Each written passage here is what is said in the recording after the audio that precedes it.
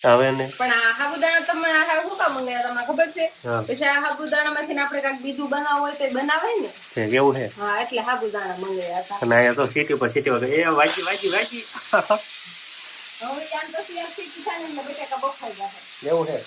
રામ રામ ને સીતારામ બધાને માતાજી હોવાનું સારું કરે ને બધાને હાજર નરવા રાખે એવી શુભેચ્છા આપું છું. તો અત્યારે આપણે જીરાવી લીધું છે ને આજે થોડો ઘણો તડકો અને પવન નીકળ્યો છે એટલે આજે એવું લાગે છે કે આજે વરસાદ નહીં આવે. અત્યારે સવારમાં એવો તડકો આમ તીખો તડકો કે એવો તડકો આમ આ ચોમાસું બેઠું પછી બહુ ભાળો જ નથી. અત્યારે પાછા વાદળા થઈ એક થોડીક વાર તડકો રહ્યો આમ તડકો અને પવન છે એટલે થોડુંક વાટે ને આમ હાથી બાતી હાલે એવું બધું થોડુંક છે. અને આપણે ડુંગરવાળા ખેતર તો હાથી હાલવા મળે કેમ કે આખી રાત વરસાદ નથી આવ્યો ને એટલે. અને જે ટુકડા ખેતર છે ને ત્યાં તો આપણે હાથીને એવું હબધેરણ ન હાલે ના તો આખો દિવસ 2 દિવસની ખરાડી દે ને 2-3 દિવસ વરસાદ ન આવે ને તો જ સારું હાલે એવું થાય. એ ખેતર ને આયાવાડીમાં 2 ઠેકાણે જો જાજી ખરાડ દે તો જ હાલે. અને ડુંગર છે ને તાસોડ જેવું છે એટલે ત્યાં પછી એકાદી દિવસની ને એમ કહેવાય કે ખાલી રાતે વરસાદ ન આવ્યો હોય તો ખરાડ થઈ જાય ને હાલવાનું પણ ચાલુ થઈ જાય હાથીને એવું. અત્યારે જો કેવો તડકો નીકળો અત્યારે સરસ મજાનો તડકો નીકળ્યો છે. આજ તો બધા ઢોર નથી ને લીલું મળી ગયું છે અત્યારે સવારમાં નકર તો હુકલ નીણ કરવી પણ આ ઝીંઝવો ખડાની અને બાકી બધાને કાંક વાટ્યું એટલે સવારમાં લીલી નીણ થઈ ગઈ છે પછી હુકલ નીણ કરવાની. જો એ ખાય છે ને એટલે માથા ઉલાળવાનું ચાલુ કરે જેમ કે ઢોકળા જેવી ને તો માથું મારે નકર આવી જાય એવું જ કર્યા રાખે. ને બળદને આપણે પહેલાં જ ધરવી દીધા છે એટલે હવે અગાઉ જ વહેલા નીણ નાખી દીધી છે. જોઈએ ને કાંક ઓગટ કાઢી છે અને પાછા જોડવાના હોય ને એટલે હબ નીણ નાખી દેવી. તો ખાંડમાં કીડિયું સડી ગઈ નહીં કિતાબેન?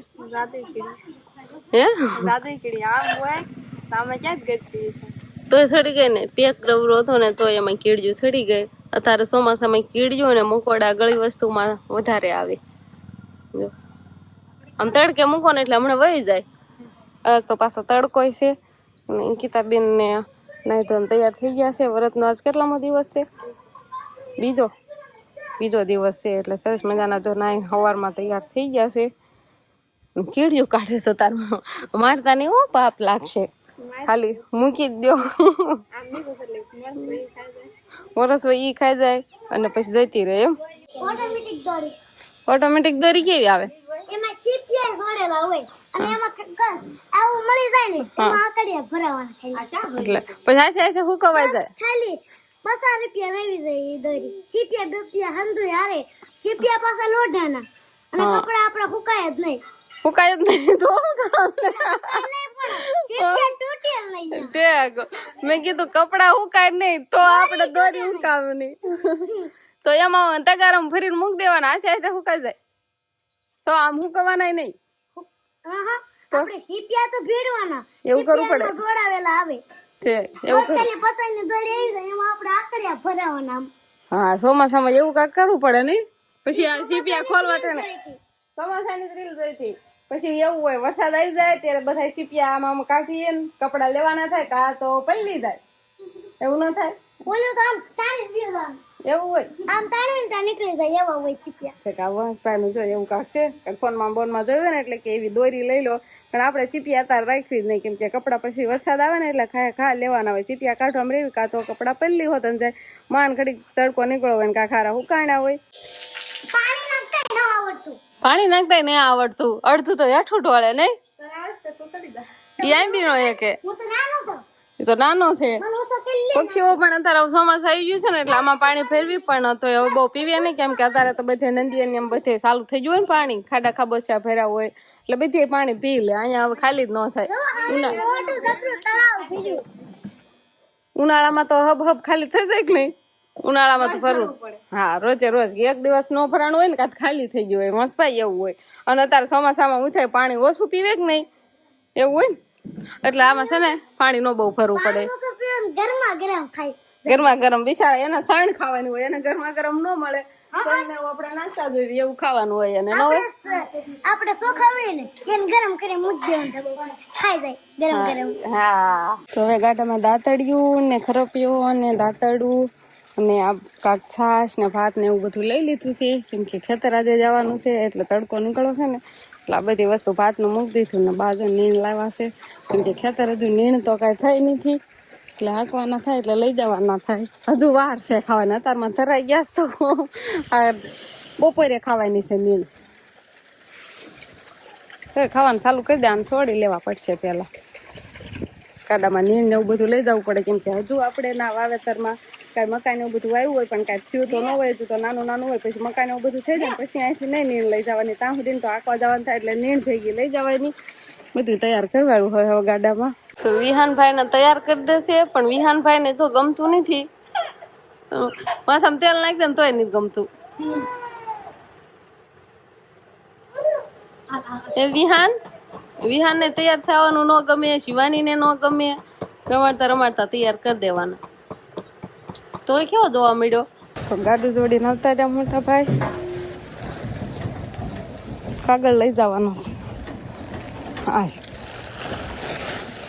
ઘડીક વાદળા થાય છે અને ઘડીક તડકો નીકળે છે ને એવું છે.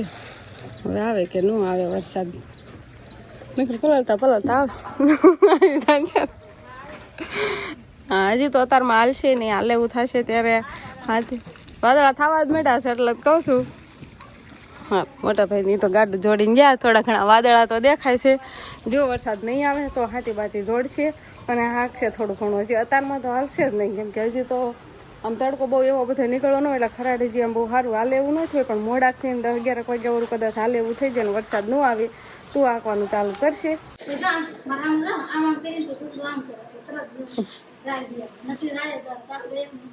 અંકિતાબેન છે ને રાય જોતા શીખ્યા, થોડી ખોવાની જ છે, હોયેલી ખૂટી ગઈ છે ને એટલે અત્યારમાં રાય ભાઈ સારું કરવા બેસી ગયા છે. અને હુપડામાં આવડે નહીં આપણને, બાની જેમ આવડે ન આવડે નહીં. હા જો પછી કેમ કરવાનું, આમ હુપડું કાંક પસાડવાનું તો છે ને કાકરો એમ કાંક કરે ને તો કાકરો એમાં ને મારે, અને રાય છે ને એને કોઈ દડી જાય એમ. રામ રામ ને સીતારામ ડાયરા. તો આજે છે ને આપણે મસ્ત મજાને આપણા એમ કહેવાય બાલટાટી બે ખરાઈ આવ્યા અને બાબરાથી થોડું ઘણું અત્યારે વરાત આલે છે ને અંકિતાબેન, એટલે આપણે ફરાળ માટે ઘણી વસ્તુ લાયા છે. એ જો અહીંયા આવે જોવાની તો ઠીક છે, પણ ખવાવાનું વચન પણ ચાલુ થઈ ગયું. સારું સમજો, વેવડી આવી કાંક વેવડી લાયા છે અને આવો કાંક ફરાળીઓ સેવડો લાયા છે. અને મેન વસ્તુ સાબુદાણા લાવ્યો છો હું, કે આમાંથી નહીં ઘણી વસ્તુ ફરાળની બને ને, એટલે તો આવા કાંક આપણે સરસ મજાના સાબુદાણા હોય લાયા છે. આમ તો ખાતર જેવું લાગે. હા,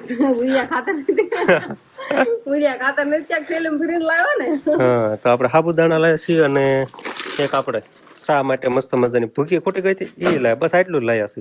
હવે તો આમાંથી શું બનાવવાનું છે આજ? આજે છે ને મને એવું લાગે છે તમે લાવા છો સાબુદાણા. મેં ક્યારે સાબુદાણા જોયા નહીં હો, પેલા અત્યારે જોયા. મેં કેવા આવતા છે બધા એમ કે ફરાળમાં સાબુદાણા ખવાય એમ.